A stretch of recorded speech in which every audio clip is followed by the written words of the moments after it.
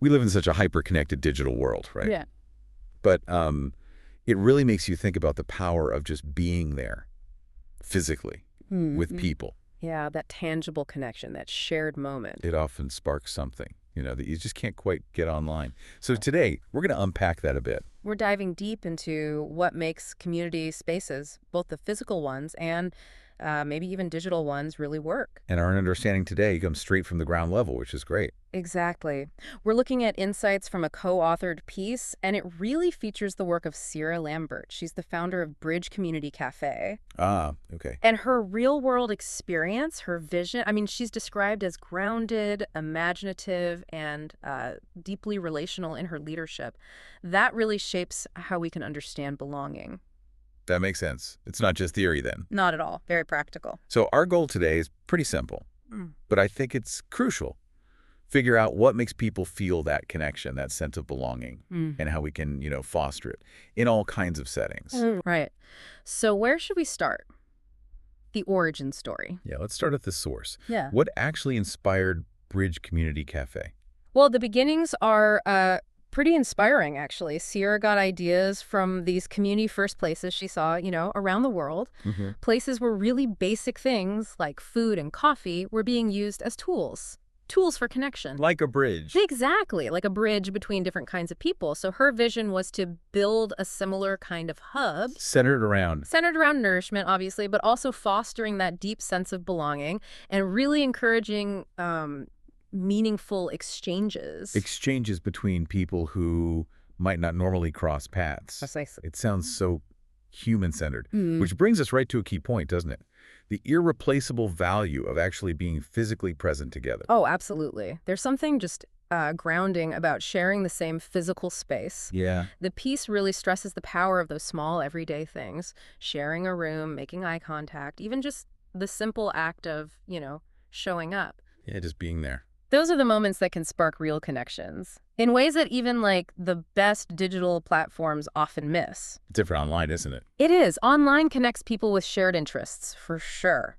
But physical spaces, they're amazing at connecting people from diverse backgrounds, unexpectedly sometimes. And Bridge seems like a real hotbed for those kinds of spontaneous connections.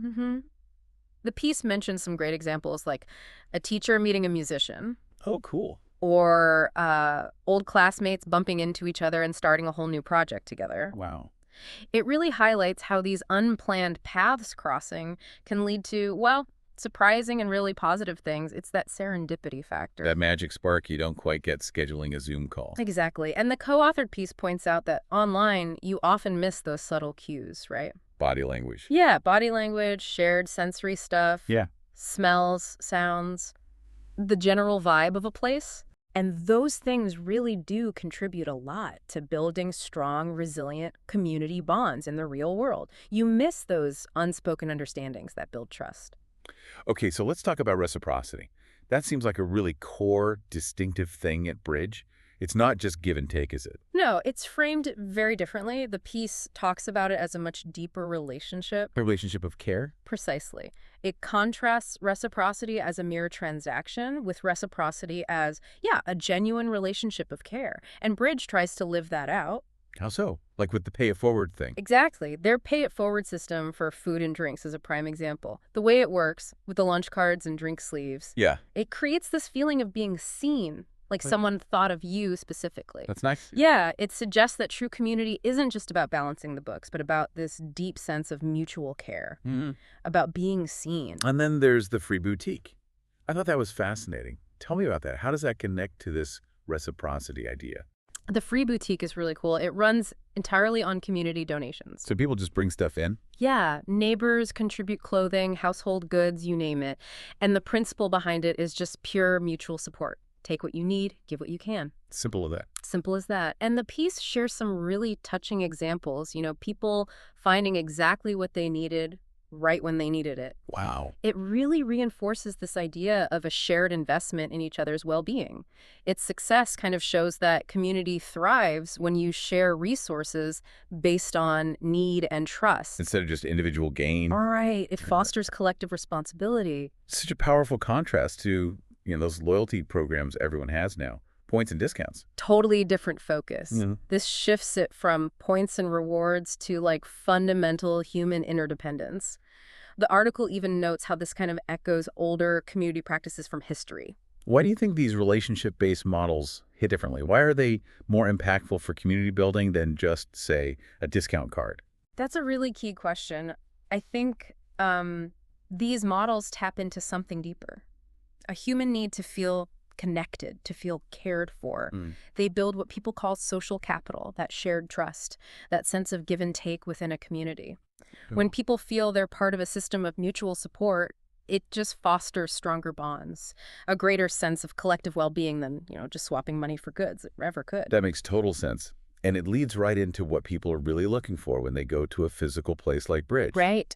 The piece suggests it's this deep need, a need for places where you feel genuinely valued, where you can slow down a bit. Yeah, and feel like you actually matter. Exactly. The co-authored piece really emphasizes that the goal at Bridge isn't just transactions. It's for people to leave feeling more whole. Whether they came to rest or connect or create. Or just breathe, just exist for a minute. Yeah.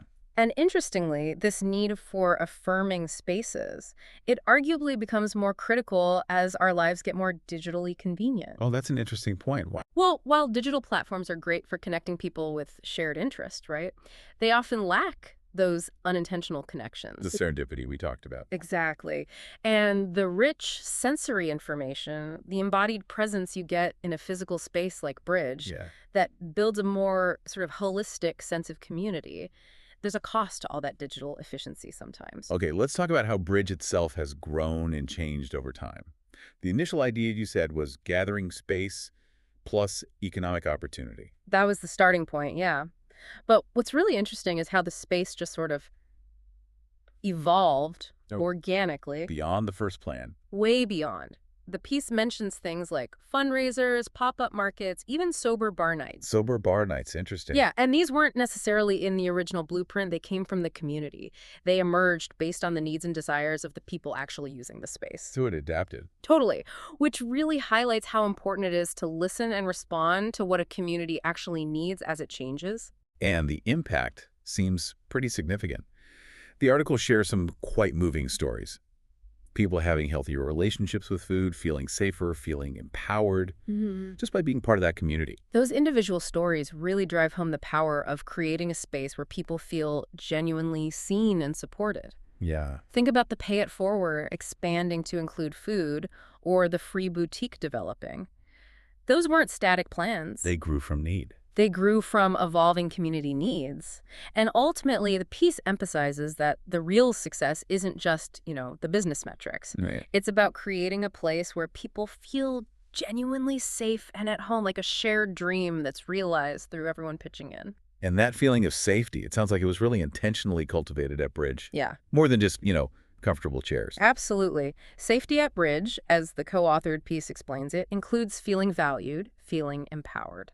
How does the Pay It Forward program contribute to that feeling of safety? Well, by fostering that mutual care and respect, it ensures access isn't dictated purely by someone's financial situation at that moment. Ah, okay, so it builds trust. Exactly. It builds trust within the community. Everyone knows there's a baseline of support. And the free boutique seems like such a tangible symbol of that trust and solidarity. It really is. It's a visible sign of a supportive network. Yeah. And then add in the events, like the sober bar nights you mentioned, or fundraisers for local causes. They create inclusive spaces, too. Right. They strengthen the whole community fabric.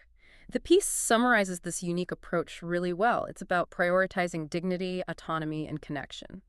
Nurturing a space where people feel seen, supported, and hopefully inspired. Now, Sierra Lambert, being the founder, obviously has that firsthand perspective.